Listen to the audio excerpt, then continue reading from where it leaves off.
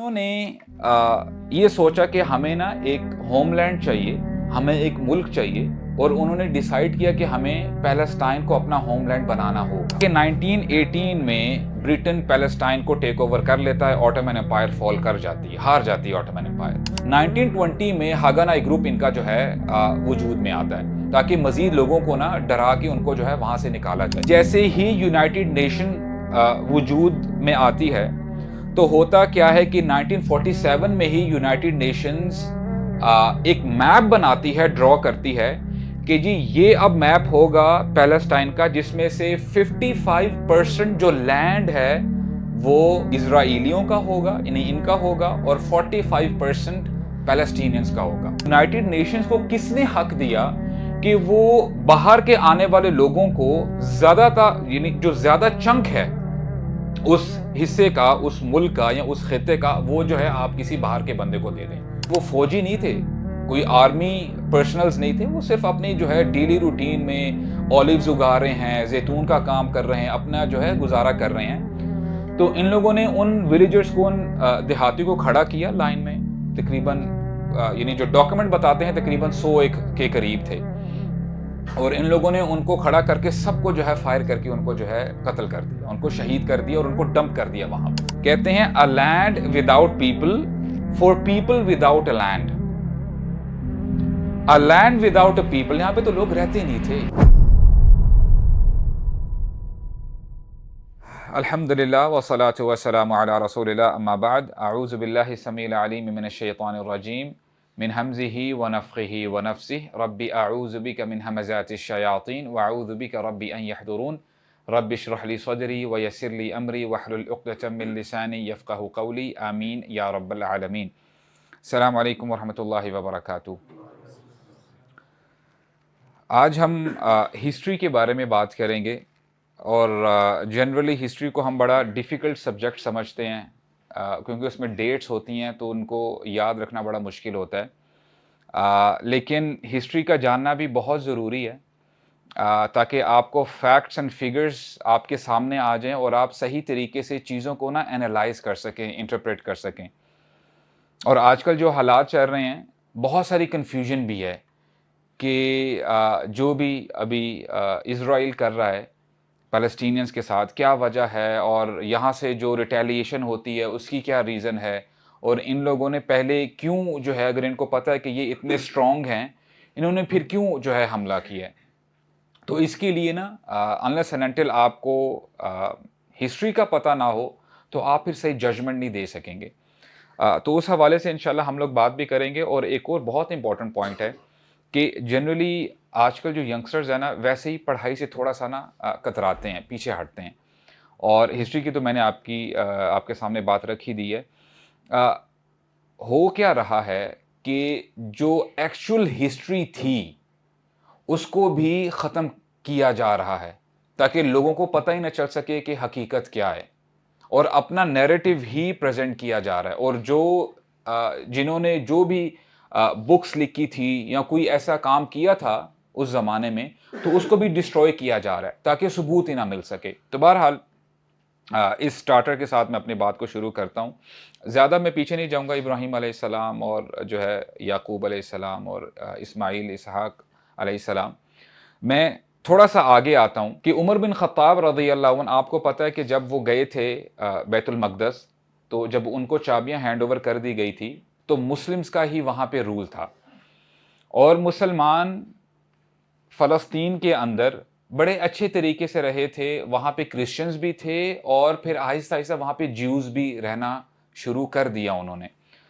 बड़ी यानी पीस के साथ, और कोई एज़ सच कोई लड़ाई झगड़ा कुछ भी नहीं था। बीच में हमें कुछ पैच मिलता है जहाँ पे क्रूसेडर्स आए थे, क्रिश्चियंस। तो उन्होंने जब मुसलमानों से लिया थोड़ी देर के लिए, परहैप्स वो तकरीबन 90 ईयर्स थे, और फिर सलाहुद्दीन अय्यूबी आए थे रहमहुल्लाह, और उन्होंने जो है वापस यरूशलेम जो है फ़तह किया था। तो जब वो आए थे तो हमें हिस्ट्री बताती है, तो हिस्ट्री बताती है कि बहुत ज़्यादा कत्लो-गारत हुआ था वहाँ पे, बहुत ज़्यादा खून बहाया गया था।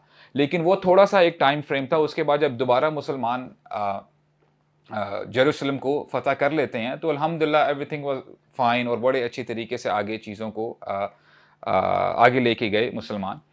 तो उसके बाद हुआ क्या कि खिलाफत उस्मानिया, ऑटोमन एम्पायर, तो उनके अंडर ही रहा पैलेस्टाइन, जेरूसलम की अगर हम बात करें तो। थोड़ी सा मैं आपको ना थोड़ा सा बैकग्राउंड दे दूं कि आपने ज़ायनिज़्म या ज़ायनिस्ट का नाम सुना होगा। अच्छा, इसका बैकग्राउंड क्या है?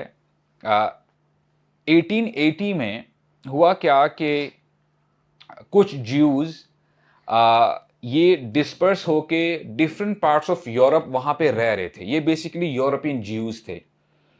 तो इन्होंने ये सोचा कि हमें ना एक होमलैंड चाहिए, हमें एक मुल्क चाहिए, और उन्होंने डिसाइड किया कि हमें पैलेस्टाइन को अपना होमलैंड बनाना होगा। हम पैलेस्टाइन दोबारा जाते हैं। तो इस दौरान आहिस्ता-आहिस्ता थोड़े ज्यूज़ वो माइग्रेट करना उन्होंने शुरू कर दिया पैलेस्टाइन की तरफ। यहाँ तक कि 1896 एक ज्यू हैं जिनका नाम है थियोडोर हर्जी। ये मैं आपसे इंशाल्लाह फैक्ट्स की बात करूंगा, आप विकिपीडिया पे जाके भी इंशाल्लाह सर्च कर सकते हैं। इनके बारे में आता है, he is known as the father of modern political ज़ायनिज़्म।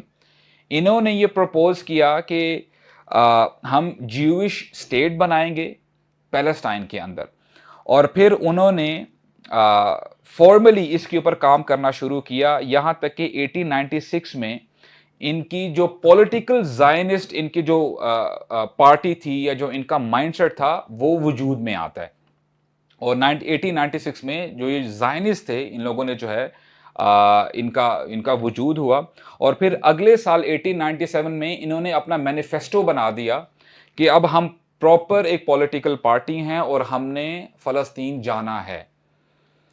इस दौरान थोड़ा सा अगर आप आगे चलें, वर्ल्ड वॉर 1 शुरू होती है 1914 में, और एक साइड पे तो खिलाफत उस्मानिया थी, उनके साथ जर्मनी था, और दूसरी साइड पे ब्रिटेन, फ्रांस और भी जो है ममालिक शामिल थे। तो नज़र ये आ रहा था कि ऑटोमन एम्पायर बहुत वीक हो चुकी है। तो इसी दौरान जो ब्रिटेन था उसको पता चल गया कि ब्रिटेन और फ्रांस को कि अब जो है ना ये खिलाफत उस्मानिया कायम नहीं रह सकेगी, हम इनसे जीत जाएंगे। और इस वक्त सिचुएशन ये थी कि उस वक्त फ़लस्तीन के अंदर सिर्फ 3% अरबिक ज्यूज थे, यानी ज्यूज अभी भी वहां पे रहते थे, लेकिन वो सालों साल सदियों से रहते थे, अरबी अरबी में बात करते थे, वो अरबी थे। और बाकी वहाँ पे क्रिश्चियंस भी हैं और मुसलमान भी रह रहे हैं, और अल्हम्दुलिल्लाह पीसफुली वहाँ पे जो है अपनी ज़िंदगी गुजारा करते थे। और फिर जब ये 1914 की वॉर शुरू होती है और मुसलमान ऐसे लगता ऐसे था कि अभी जो है मुसलमान हार जाएंगे, खिलाफत उस्मानी अभी हार जाएगी, तो बड़ा सीक्रेटली ब्रिटेन और फ्रांस एक मीटिंग करते हैं, और वहाँ पे एक एग्रीमेंट होता है जिसको आप साइक्स पीको एग्रीमेंट के नाम से जानते हैं, और आप इंशाल्लाह इसको भी आप सर्च कर सकते हैं, ये आपको मिल जाएगा। इसमें करते क्या हैं ये दोनों, इनमें रशियन जो है वो भी शामिल होते हैं, कि अभी हालांकि जीते नहीं होते, जंग चल रही होती है, लेकिन ये फोर्स ही कर रहे होते हैं कि अब हम जो है जीत जाएंगे, पासा हमारे तरफ ही पलटेगा। तो ये लाइंस ड्रॉ करते हैं कि अगर अच्छा मैं जीता तो ये हिस्सा मेरे पास आ जाएगा, ये हिस्सा तुम्हारे पास आ जाएगा। This is how they were dividing, वो लाइंस ड्रॉ कर रहे थे। अच्छा, जब मैं ये एग्रीमेंट के बारे में पढ़ रहा था ना, तो वो हदीस क्लिक की मेरे जहन में आई कि जब रसूलुल्लाह सल्लल्लाहु अलैहि वसल्लम ने फरमाया कि यूशिकु अन तुदाअ अलैकुमुल उमम, ऐ मेरे सहाबा वो वक्त आने वाला है कि दुनिया की कौमें तुम पर ऐसे टूटेगी जैसे भूखे दस्तरखान पे टूटते हैं। जब एक दूसरे को इनवाइट किया जाता है, प्लीज़ वेलकम, खाना सामने है, आके दस्तरखान सामने है, आप खाना खाएं आके, कोई कन्फ्यूजन कोई हैसल नहीं होती उसमें, राइट। तो मुझे ना वो हदीस क्लिक की, और यहाँ पे वही एक्चुअल हो रहा था। ये 1916 की बात है। तो उन्होंने पहले से एग्रीमेंट बना लिया कि हम ये करेंगे, और उस जो लाइंस ड्रॉ कर रहे थे, मैप ड्रॉ कर रहे थे, उसमें से जो फ़लस्तीन का हिस्सा था वो ब्रिटेन के पास आ रहा था कि ये हमारे पास आएगा। थोड़ा सा और आप आगे चलें, हुआ क्या कि 1916 में ही ये जो ज़ायनिस्ट मूवमेंट होती है, इनमें से इनके जो एल्डर्स हैं वो आते हैं। रोथस्चाइल्ड फैमिली, आपने नाम सुना होगा। ये आते हैं और they were having lot of money, वहाँ से, यानी बड़े रिच थे, मालदार थे, आते हैं, कहते हैं कि हमारा माल हाज़िर है, हमें लग रहा है कि आप जीत जाएँगे, हमें फ़लस्तीन चाहिए। और ब्रिटेन उस वक़्त बड़ा खुश हुआ उनकी ऑफ़र सुन के, क्योंकि अब ये ऑलरेडी वॉर में थे और वॉर में पैसा लगता है, पैसे की ज़रूरत होती है और पैसा किसको नहीं पसंद होता। तो बहरहाल एक तो सीक्रेट एग्रीमेंट पहले हो चुका था, साइक्स-पीको एग्रीमेंट फ्रांस के साथ। अब ये मज़ीद ब्रिटेन एग्रीमेंट कर रहा है किनके साथ? ज़ायनिस्ट के साथ जो है एग्रीमेंट चल रहा है उनका। और उस एग्रीमेंट को हम बैलफोर डिक्लेरेशन के नाम से जानते हैं, और ये भी आपको जो है इंटरनेट पे मिल जाएगा, और उसमें पूरी जो है कंडीशंस लिखी हुई हैं। जो किंग ऑफ ब्रिटेन था, जो भी वहाँ पे एग्जिस्ट करते थे विद द रॉथस्चाइल्ड फैमिली, इनका एग्रीमेंट हो जाता है। तो हुआ क्या कि 1918 में ब्रिटेन पैलेस्टाइन को टेक ओवर कर लेता है, ऑटोमन एम्पायर फॉल कर जाती है, हार जाती है ऑटोमन एम्पायर, खिलाफत उस्मानी खत्म हो जाती है, और वहां से फिर माइग्रेशन स्टार्ट होती रहती है। अब बल्क में स्टार्ट होती है, पहले तो आहिस्ता आहिस्ता करके वो माइग्रेट कर ही रहे थे, ज्यूज फलस्तीन की तरफ जा रहे थे यूरोप से। अब जब उनको पता चल जाता है कि अच्छा जी ये तो जीत हो गई है, अब वो माइग्रेशन उनकी ज्यादा होने शुरू हो जाती है। अब वहां पे जब चले जाते हैं, ब्रिटेन एलोकेट कर लेते हैं कि जी ये ज्यूज का हिस्सा है और ये यहाँ पे फलस्तीनी रहेंगे, और ये वो सारा जो है वो डिसाइड कर लेते हैं। अच्छा, यहाँ पे ना एक सवाल पैदा होता है, और मैं चाहता हूं कि आप ना सवाल नोट कर लें। किस लिए? क्योंकि जब भी अगर आपकी किसी से बातचीत होती है ना, तो ये हमारा हक बनता है, जिसे हम डायलॉग करें तो ये सवाल हम पॉज करें कि ब्रिटेन को हक किसने दिया कि ऑलरेडी जहां पे लोग रह रहे थे, वहां पे एग्जिस्ट कर रहे थे, आप बाहर से किसी फॉरेनर को, यूरोपियन ज्यूज, वो यूरोप में रह रहे हैं, जो कि अरबी भी नहीं बोल सकते, ना समझ सकते हैं, वहां पे उनको अथॉरिटी दे रहे हो कि वहां पे जाके आप रह सकते हो। आपने कोई मशवरा नहीं किया वहां के लोकल्स के साथ कि जी आप, यानी आपको कोई मसला तो नहीं है इस बारे में। Do you get the point है? तो सवाल ये पैदा होता है। अब हुआ क्या